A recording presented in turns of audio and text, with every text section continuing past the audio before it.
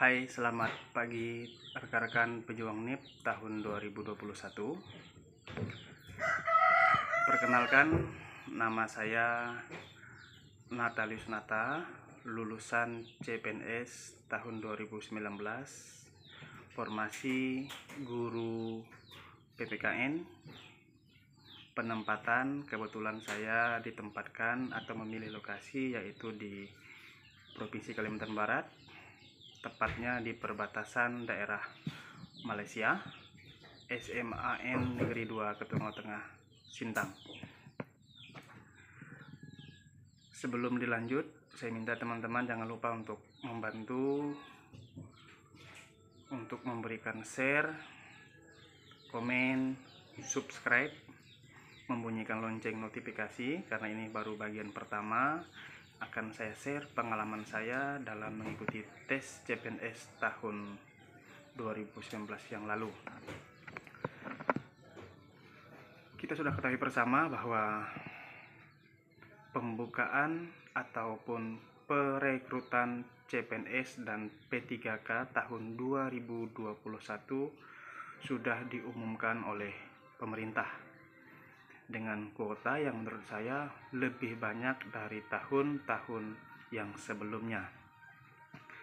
Perlu teman-teman ketahui bersama, saya mengikuti tes CPNS sudah 2 kali. Yang pertama itu tahun 2018, di mana pada tahun 2018 saya gagal. Walaupun pada tahun 2018 jumlah pesaing saya di satu lokasi tersebut berjumlah 12 orang. Namun saya hanya menempati peringkat 8 dan tidak masuk dalam hitungan passing grade untuk mengikuti tes SKB ke tahap yang berikutnya. Saya jujur, pada tahun 2018 saya rasanya tidak terlalu serius. Maka waktu ketika pembukaan di tahun 2019 saya mempersiapkan diri dengan baik, dan pada kesempatan ini saya akan mencoba membagikan sedikit pengalaman saya untuk bisa lolos di tahun 2019 yang lalu. Rekan-rekan pejuang NIP, saya sebenarnya sudah mengajar di salah satu sekolah SMA swasta pada waktu mengikuti tes, ya. Dan perlu teman-teman ketahui bersama, di tahun 2019 kami yang bersaing di satu formasi tersebut berjumlah 23 orang. Lumayan banyak ya rekan-rekan semua. Nah, tapi karena dengan keseriusan, tekad, niat, dan doa serta dukungan dari seluruh keluarga, puji Tuhan di tes tahun 2019, tes yang SKD pertama, saya bisa menempati ranking 1. Dan di tes SKB yang kedua, puji Tuhan lagi, saya bisa menempati posisi 1. Dan puji Tuhan teman-teman, tahun 2019 saya bisa lolos dan mendapatkan NIP. Walaupun teman-teman ketahui bersama, pada tes CPNS 2019 yang lalu prosesnya begitu rumit dan panjang karena sedang dilanda awalnya oleh virus COVID-19. Jadi kami menerima SK-nya yaitu di bulan Januari. SPMT-nya pun di bulan Januari ya teman-teman. Nah, di sini yang pertama saya minta teman-teman tolong dilihat benar-benar pengumuman, persyaratan, dan alur dalam mendaftar melalui akun SSCN tersebut. Jangan gegabah teman-teman, jangan cepat mengambil keputusan, dibaca benar-benar, bila perlu saling share dengan teman-teman yang sudah mengikuti proses tersebut. Karena pengalaman yang sudah banyak pejuang-pejuang NIP yang gagal di administrasi, gagal dalam mengupload data, salah dalam menuliskan tahun kelulusan, dan sebagainya. Jadi saya minta kepada rekan-rekan tolong disimak baik-baik.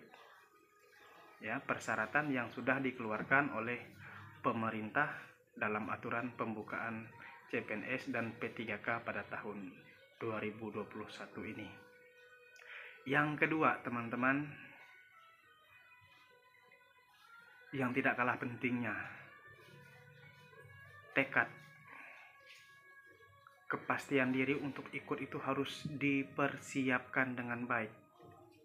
Percuma juga kalau teman-teman sudah lulus administrasi, sudah mengikuti tes, namun nyatanya masih gagal juga. Jadi begitu banyak yang harus teman-teman persiapkan. Saya ingat ketika pemberkasan setelah tes SKB untuk kelulusan, masih terdapat beberapa peserta yang sudah lulus yang mengundurkan diri, teman-teman. Apa sebabnya? 1. Lokasi penempatannya tidak sesuai dan dia belum mengetahui. Termasuk seperti saya juga. Saya untuk menuju tempat lokasi itu memerlukan waktu hampir 8 jam. Kalau dipikir-pikir berat. Apalagi ditambah dengan gaji ketika masih menjadi calon CPNS tersebut. Wah, itu berat, teman-teman. Ya. Persiapan diri, tekad, motivasi penting. Saya ingin menyampaikan bahwa ketika mengikuti tes CPNS tahun 2019, belajar itu menjadi hal yang utama dan ditambah dengan doa. Saya belajar, teman-teman, membuat diktat sendiri, mempersiapkannya sendiri. Jujur, setiap hari saya itu bangun jam 5 subuh, membaca, ya, bukan membaca yang mudah.